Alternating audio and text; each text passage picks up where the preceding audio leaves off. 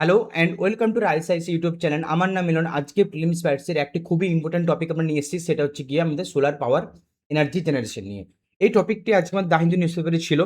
তো দেখো, এটার যদি প্রিভিয়াস এর কোয়েশ্চেনের আমাদের রিফ্লেকশন দেখি যে আমাদের এই টপিকটা আমাদের UPSC prelims point of view থেকে কতটা ইম্পর্টেন্ট।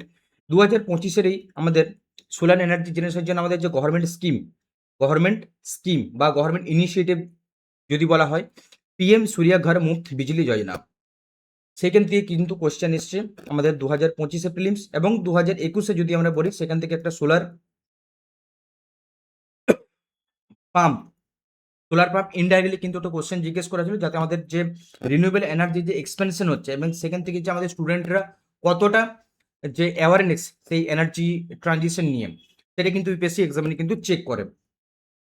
তো আমরা এই আর্টিকেল আমরা কি জানবো, যে আমরা এটার আর্টিকেলের কনটেক্সট জানবো, আমাদের ইন্ডিয়ার পজিশন জানবো যে সোলার এনার্জি প্রোডাকশনে গ্লোবাল র্যাঙ্ক কত, ইন্ডিয়াস ওভারঅল র্যাঙ্ক দেখে নেবো যে রিনিউয়েবল এনার্জি প্রোডাকশনে গ্লোবালি র্যাঙ্ক কত, আমাদের সোলার এনার্জি যে প্রোডাকশন হচ্ছে সেখানে র্যাঙ্ক কত, এবং ইন্ডিয়ার ডোমেস্টিক যে energy product domestic energy production হচ্ছে, সেই এনার্জি প্রোডাকশনে আমাদের সেক্টর ওয়াইজ কোন কোন সেক্টরগুলো আগে আছে বা পিছনে আছে বা কোন সেক্টরের র্যাঙ্ক কত, সেগুলো আমরা একটু ব্রিফলি জেনে নেব।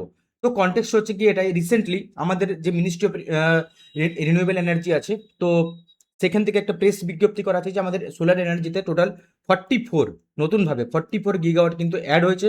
এবং এই অ্যাড হতে কিন্তু আমাদেরকে যে ইন্ডিয়ার যে সোলার এনার্জি পজিশন বা আমাদের যে পঞ্চম টার্গেট মানে কি না, 500 বাই 2030, এই যে এটা হচ্ছে কি নন ফসিল ফুয়েল বা রিনিউয়েবল এনার্জি প্রোডাকশন, এটা কিন্তু কত আমাদের 2030-এর মধ্যে যে তৈরি করতে হবে, সেটা কিন্তু আমাদের আর এক স্টেপ আমরা কিন্তু এগিয়ে গেলাম। এটা হচ্ছে আমাদের কনটেক্সট। এরপরে আমরা জেনে যে মেজর গ্রোথ ড্রাইভার্স কি আছে না, প্রথমে যদি গ্রোথ ড্রাইভার্স দিকে আমরা, সেটা হচ্ছে গিয়ে কিনা পিএম সূর্যা ঘর মুফত বিজলি যোজনা, যেখান থেকে আমাদের 2025-এ কিন্তু কোশ্চেন এসছে। প্রোডাকশন লিঙ্ক ইন্টেনসিভ স্কিম একটা নিয়ে আসা হয়েছে, যেখান থেকে আমাদের গভর্নমেন্ট সাবসিডি দিচ্ছে কি না, সোলার প্যানেল প্রডিউস করার জন্য, পিভি মডেলস তৈরি করার জন্য বা আদার্স কম্পোনেন্ট তৈরি করার জন্য। আরেকটা আছে কিনা পিএম কুসুম। এই পিএম কুসুম থেকে কিন্তু 2021-এ আমাদের ইউপিএসসি কোশ্চেন জিজ্ঞেস করেছে ডিসেন্ট্রালাইজড সোলার পাম্পস নিয়ে, সায়েন্স এন্ড টেকনোলজি সেকশনে কিন্তু কোশ্চেনটা জিজ্ঞেস করা হয়েছিল। এরপর আমরা জেনে যে alignment with the national and international target কি না, আমাদের পঞ্চামদিন টার্গেট তোমাদেরকে যেটা প্রথমেই বললাম যে 500 গিগাওয়াট রিনিউয়েবল এনার্জি বাই 2030, এটা কিন্তু আমাদের স্টেট পিসিএস জন্য খুবই ইম্পর্টেন্ট।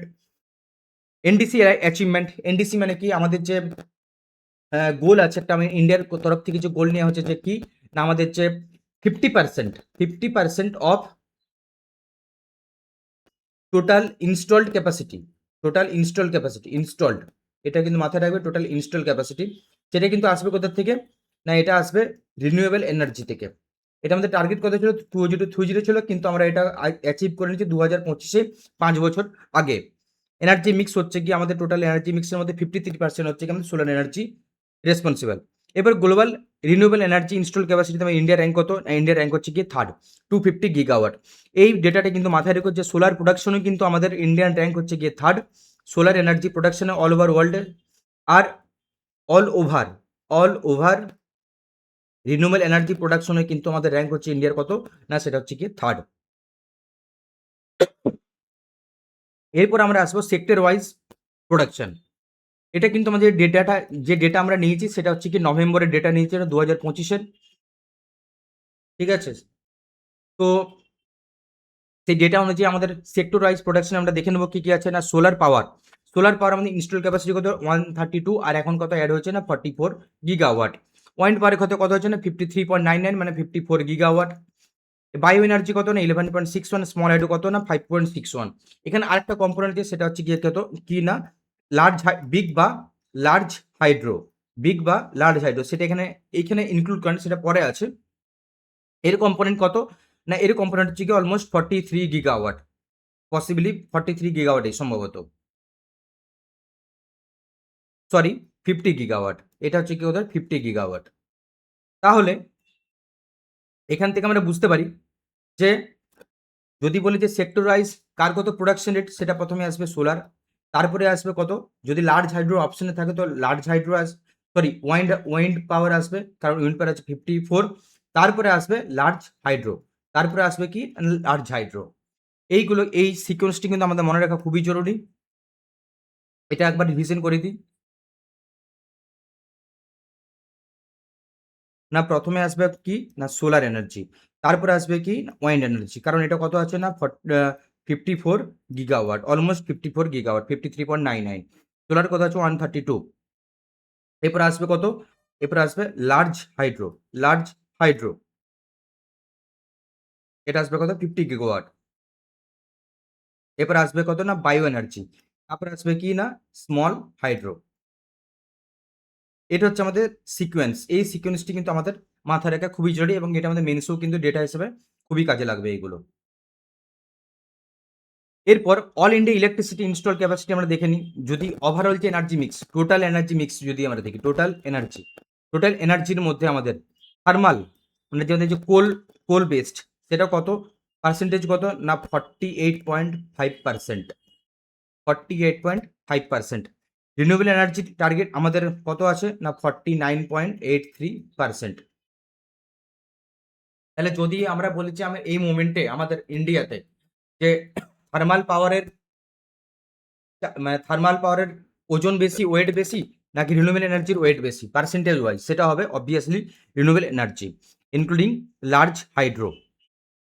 আচ্ছা, এখানে আরেকটা ইম্পর্টেন্ট সেটা হচ্ছে কি নিউক্লিয়ার এনার্জি পার্সেন্টেজ কত না পার্সেন্টেজ না গিগাওয়াট, 8.7 গিগাওয়াট, এবং তার পার্সেন্টেজ কত 1.72%। যদি ইউপিএসসি কোনো কোশ্চেন ফ্রেম করে তো নিউক্লিয়ার কিন্তু নিতে পারে এবং সেখানে 1.70 বদলে হয়তো দিয়ে দিবে 3.72%, এরকম দিয়ে দিতে পারে। একটু বেশি ডেটা নিয়ে হয়তো খেলে দিল, তো তোমার মাথায় রাখবে এটা 3.72 না, এটা হচ্ছে 1.72%। এটা লেস দেন 2%, এটা। তো এইগুলো আমাদের আজকের ডেটা। এখান থেকে একটা এমসিকিউ দেওয়া আছে, এমসিকিউ তোমরা প্র্যাকটিস করো। আর এই কন্টেন্ট তোমরা বাংলাতেও পেয়ে যাবে, তোমরা তার জন্য রাইস আইস ওয়েবসাইট ভিজিট করো। আর আমাদের team members mains oriented daily দুটো আর্টিকেল নিয়ে আসে, একটা হচ্ছে কি ডিপ অ্যানালিসিস, একটা হচ্ছে এডুয়েল এক্সপ্লেন। সেই দুটো আর্টিকেলের তোমরা যে কন্টেন্ট তোমরা বাংলায় প্লাস ইংলিশে পেয়ে যাবে এবং তার ভিডিও এক্সপ্লেনেশন অনলি বেঙ্গলিতে। আর রিড অ্যান্ড রিভাইজ করো। আর এখানে তোমাদেরকে দেখিয়ে দিলাম যে কি কোন কোন জিনিসগুলো তোমাদেরকে বেশি এমফাসাইজ পড়তে হবে, যেগুলো থেকে ইউপিএসসি কিন্তু প্রিলিমসে এক্সামে কোয়েশ্চেন ফ্রেম হতে পারে। তো এইগুলো আমাদের আজকে কন্টেন্ট। এই কন্টেন্ট যদি তোমাদের ভালো লাগে থাকে প্লিজ বন্ধুদের শেয়ার করে দিও। আর অসংখ্য অসংখ্য ধন্যবাদ এই সেশনটি অ্যাটেন্ড করার জন্য। Thank you so much.